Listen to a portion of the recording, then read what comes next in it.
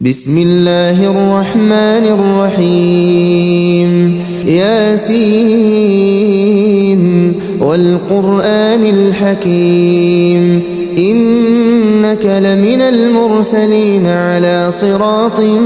مستقيم تنزيل العزيز الرحيم لتنذر قوما ما أنذر آباؤهم فهم غافلون لقد حق القول على أكثرهم فهم لا يؤمنون إنا جعلنا في أعناقهم أغلالا فهي إلى الأذقان فهم مقمحون وجعلنا من بين أيديهم سدا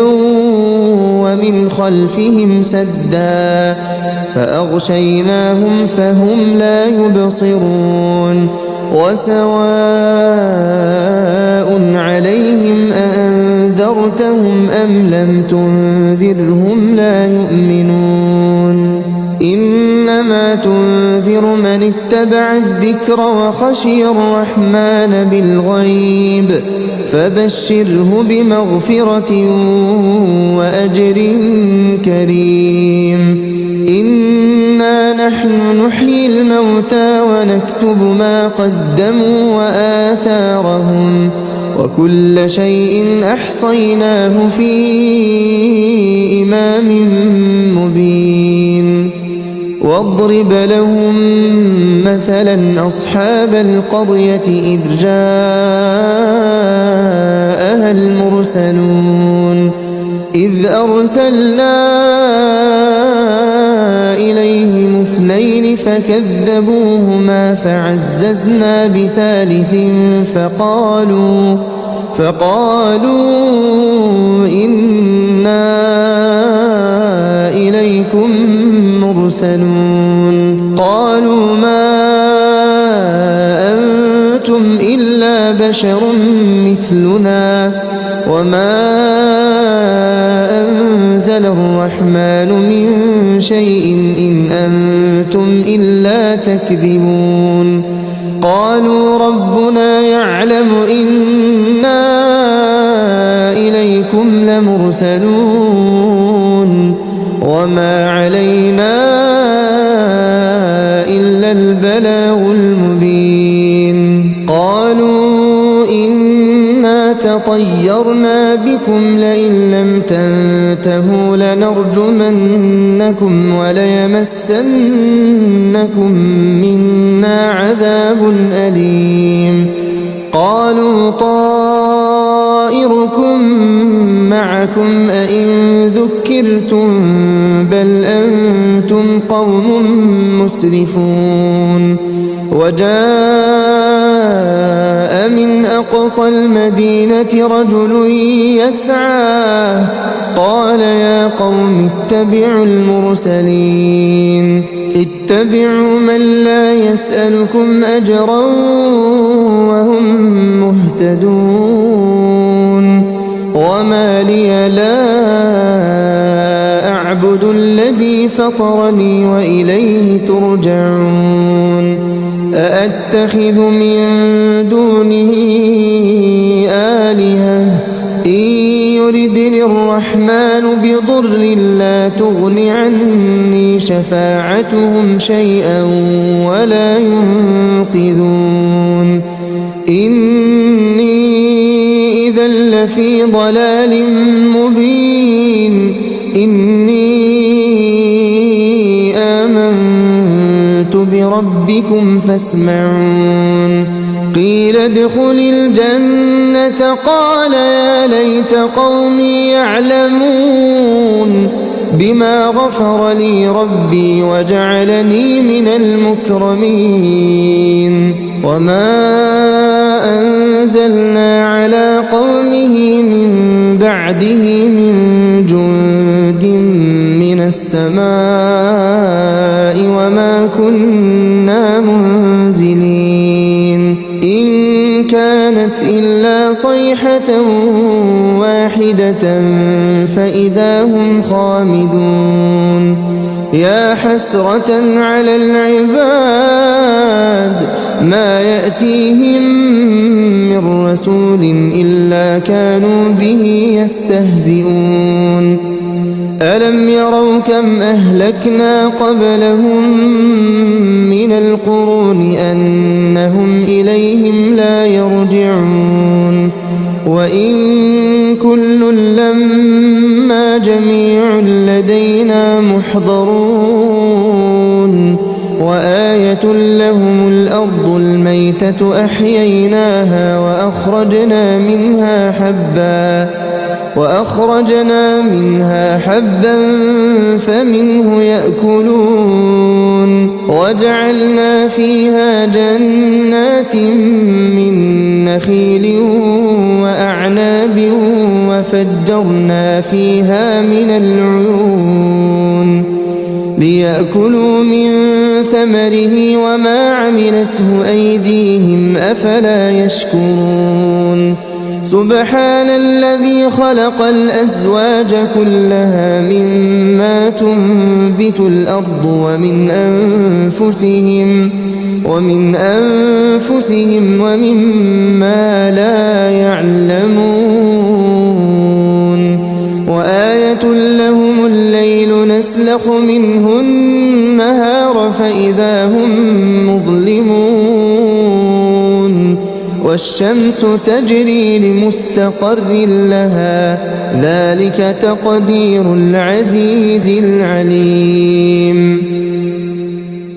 والقمر قدرناه منازل حتى عاد كالعرجون القديم لا الشمس ينبغي لها أن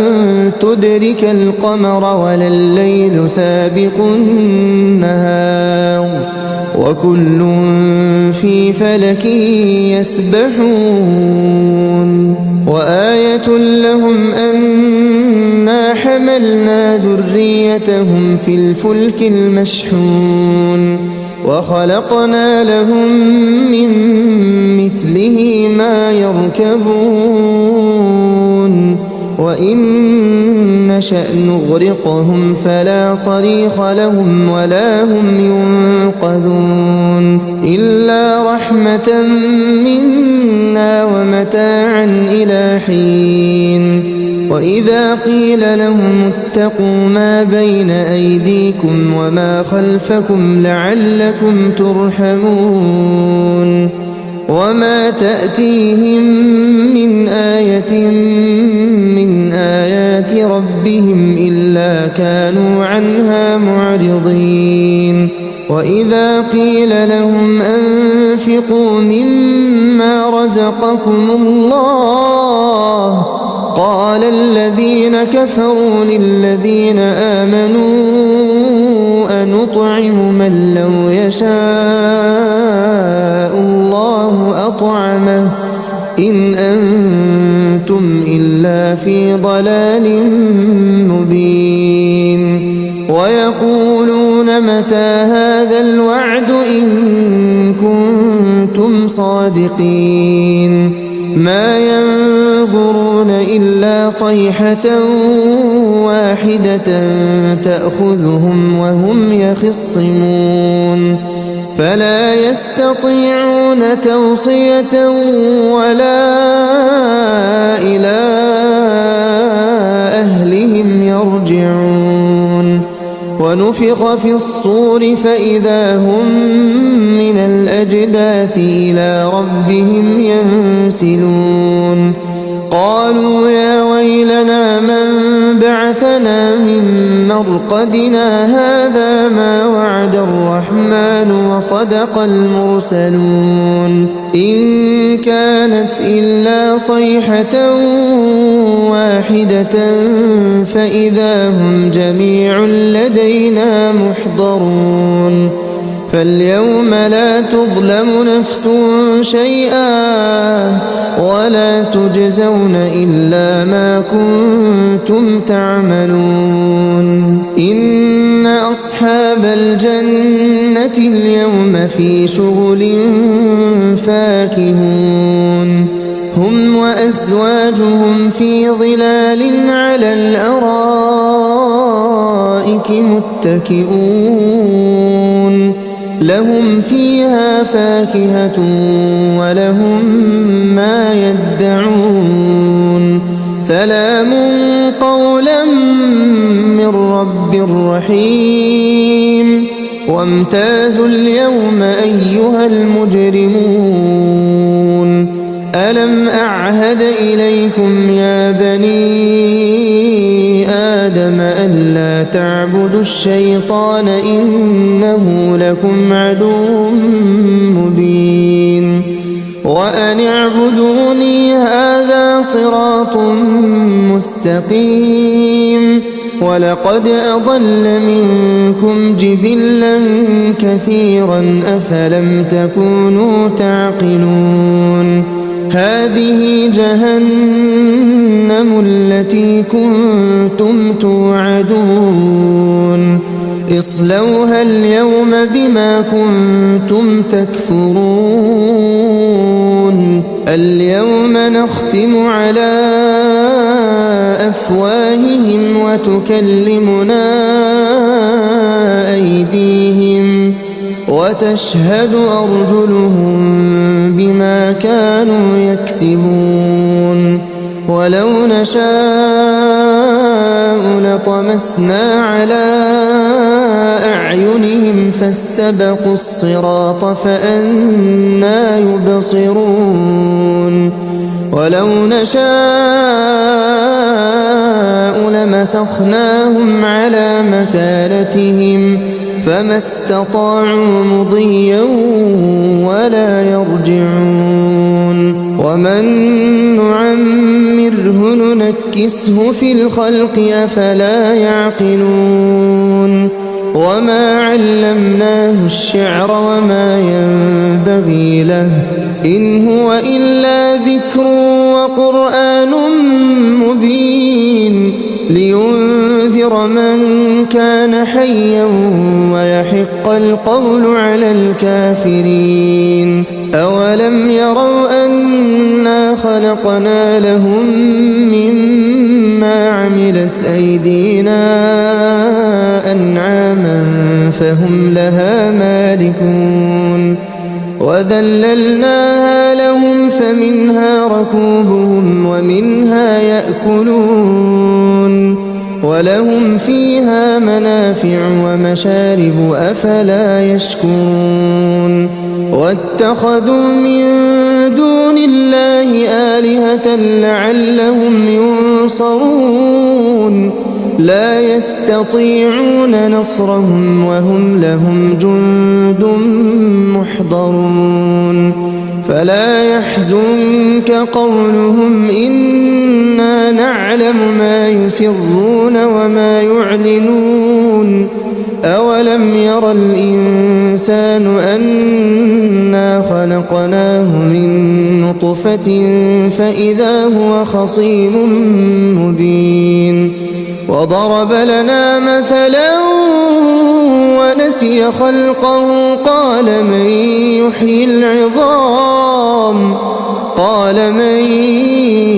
يحيي العظام وهي رميم قل يحييها الذي أنشأها أول مرة وهو بكل خلق عليم الذي جعل لكم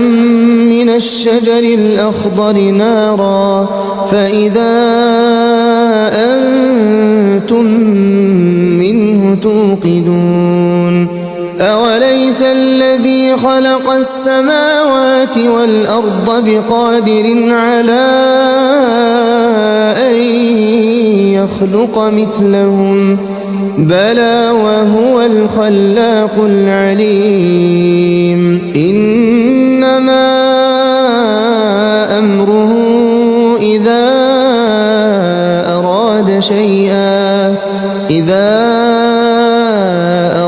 أراد شيئا أن يقول له كن فيكون فسبحان الذي بيده ملكوت كل شيء وإليه ترجعون. الرحمن علم القرآن خلق الإنسان علمه البيان الشمس والقمر بحسبان والنجم والشجر يسجدان والسماء رفعها ووضع الميزان ألا تطغوا في الميزان وأقيموا الوزن بالقسط ولا تخسروا الميزان والأرض وضعها للأنام فيها فاكهة والنخل ذات الأكمام والحب ذو العصف والريحان فبأي آلاء ربكما تكذبان خلق الإنسان من صلصال كالفخار وخلق الجان من مارج من نار فبأي آلاء ربكما تكذبان رب المشرقين ورب المغربين فبأي آلاء ربكما تكذبان مرج البحرين يلتقيان بينهما برزخ لا يبغيان فبأي آلاء ربكما تكذبان يخرج منهما اللؤلؤ والمرجان فبأي آلاء ربكما تكذبان وله الجوار المنشآت في البحر كالأعلام فبأي آلاء ربكما تكذبان كل من عليها فان ويبقى وجه ربك ذو الجلال والإكرام فبأي آلاء ربكما تكذبان يسأله من في السماوات والأرض كل يوم هو في شأن فبأي آلاء ربكما تكذبان سنفرغ لكم أيها الثقلان فبأي آلاء ربكما تكذبان يا معشر الجن والإنس إن استطعتم أن تنفذوا من أقطار السماوات والأرض فانفذوا لا تنفذون إلا بسلطان فبأي آلاء ربكما تكذبان يرسل عليكما شواظ من نار ونحاس فلا تنتصران فبأي آلاء ربكما تكذبان فإذا انشقت السماء فكانت وردة كالدهان فبأي آلاء ربكما تكذبان فيومئذ لا يسأل عن ذنبه إنس ولا جان فبأي آلاء ربكما تكذبان يعرف المجرمون بسيماهم فيؤخذ بالنواصي والأقدام فبأي آلاء ربكما تكذبان هذه جهنم التي يكذب بها المجرمون يطوفون بينها وبين حميم آن فبأي آلاء ربكما تكذبان ولمن خاف مقام ربه جنتان فبأي آلاء ربكما تكذبان ذواتا أفنان فبأي آلاء ربكما تكذبان فيهما عينان تجريان فبأي آلاء ربكما تكذبان فيهما من كل فاكهة زوجان فبأي آلاء ربكما تكذبان متكئين على فرش بطائنها من استبرق وجنى الجنتين دان فبأي آلاء ربكما تكذبان فيهن قاصرات الطرف لم يطمثهن إنس قبلهم ولا جان فبأي آلاء ربكما تكذبان كأنهن الياقوت والمرجان فبأي آلاء ربكما تكذبان هل جزاء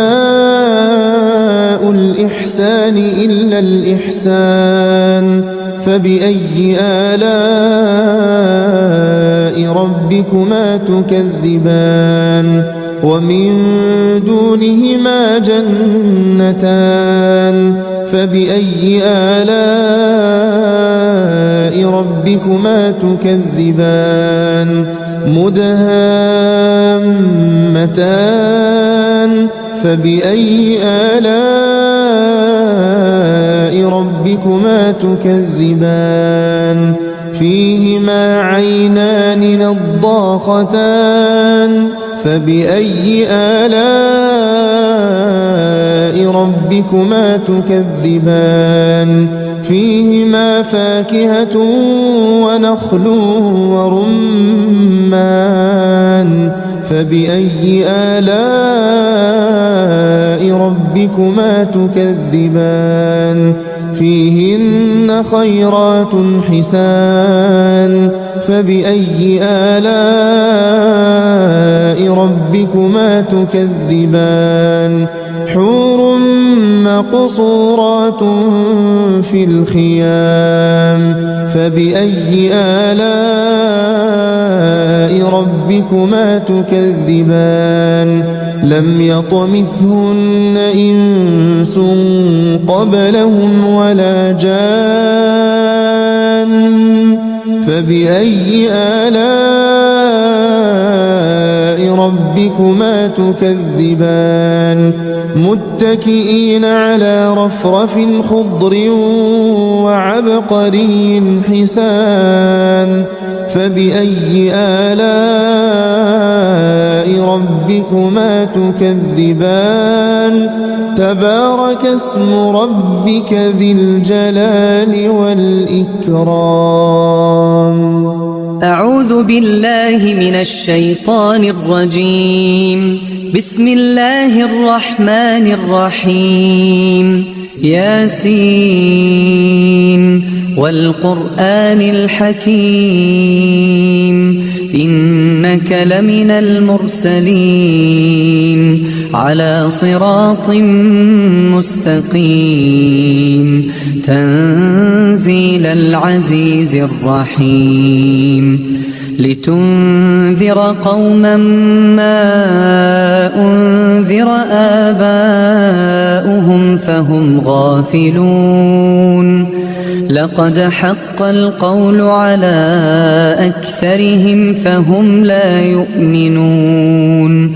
إنا جعلنا في أعناقهم أغلالا فهي إلى الأذقان فهم مقمحون وجعلنا من بين أيديهم سدا ومن خلفهم سدا فأغشيناهم فهم لا يبصرون وسواء عليهم أأنذرتهم أم لم تنذرهم لا يؤمنون إنما تنذر من اتبع الذكر وخشي الرحمن بالغيب فبشره بمغفرة وأجر كريم إنا نحن نحيي الموتى ونكتب ما قدموا وآثارهم وكل شيء أحصيناه في إمام مبين واضرب لهم مثلا أصحاب القرية إذ جاءها المرسلون إذ أرسلنا إليهم 2 فكذبوهما فعززنا بثالث فقالوا إنا إليكم مرسلون قالوا ما أنتم إلا بشر مثلنا وما أنزل الرحمن من شيء إن أنتم إلا تكذبون قالوا ربنا يعلم إنا إليكم لمرسلون وما علينا إلا البلاغ المبين قالوا إنا تطيرنا بكم لئن لم تنتهوا لنرجمنكم وليمسنكم منا عذاب أليم قالوا طائركم معكم أئن ذكرتم بل أنتم قوم مسرفون وجاء من أقصى المدينة رجل يسعى قال يا قوم اتبعوا المرسلين اتبعوا من لا يسألكم أجرا وهم مهتدون وما لي لا أعبد الذي فطرني وإليه ترجعون أأتخذ من دونه آلهة إن يردني الرحمن بضر لا تغن عني شفاعتهم شيئا ولا ينقذون إني إذا لفي ضلال مبين إني آمنت بربكم فاسمعون قيل ادخل الجنة قال يا ليت قومي يعلمون بما غفر لي ربي وجعلني من المكرمين وما أنزلنا على قومه من بعده من جند من السماء وما كنا منزلين إن كانت إلا صيحة واحدة فإذا هم خامدون يا حسرة على العباد ما يأتيهم من رسول إلا كانوا به يستهزئون ألم يروا كم أهلكنا قبلهم من القرون أنهم إليهم لا يرجعون وإن كل لما جميع لدينا محضرون وآية لهم الأرض الميتة أحييناها وأخرجنا منها حبا فمنه يأكلون وجعلنا فيها جنات من نخيل وأعناب وفجرنا فيها من العيون ليأكلوا من ثمره وما عملته أيديهم أفلا يشكرون سبحان الذي خلق الأزواج كلها مما تنبت الأرض ومن أنفسهم ومما لا يعلمون وآية لهم الليل نسلخ منه النهار فإذا هم مظلمون والشمس تجري لمستقر لها ذلك تقدير العزيز العليم والقمر قدرناه منازل حتى عاد كالعرجون القديم لا الشمس ينبغي لها أن تدرك القمر ولا الليل سابق النهار وكل في فلك يسبحون وآية لهم أنا حملنا ذريتهم في الفلك المشحون وخلقنا لهم من مثله ما يركبون وإن نشأ نغرقهم فلا صريخ لهم ولا هم ينقذون إلا رحمة منا ومتاعا إلى حين وإذا قيل لهم اتقوا ما بين أيديكم وما خلفكم لعلكم ترحمون وما تأتيهم من آية من آيات ربهم إلا كانوا عنها معرضين وإذا قيل لهم أنفقوا مما رزقكم الله قال الذين كفروا للذين آمنوا أنطعم من لو يشاء الله أطعمه إن أنتم إلا في ضلال مبين ويقولون متى هذا الوعد إن كنتم صادقين ما ينظرون إلا صيحة واحدة تأخذهم وهم يخصمون فلا يستطيعون توصية ولا إلى أهلهم يرجعون ونفخ في الصور فإذا هم من الأجداث إلى ربهم ينسلون قالوا يا ويلنا من بعثنا من مرقدنا هذا ما وعد الرحمن وصدق المرسلون إن كانت إلا صيحة واحدة فإذا هم جميع لدينا محضرون فاليوم لا تظلم نفس شيئا ولا تجزون إلا ما كنتم تعملون إن أصحاب الجنة اليوم في شغل فاكهون هم وأزواجهم في ظلال على الأرائك متكئون لهم فيها فاكهة ولهم ما يدعون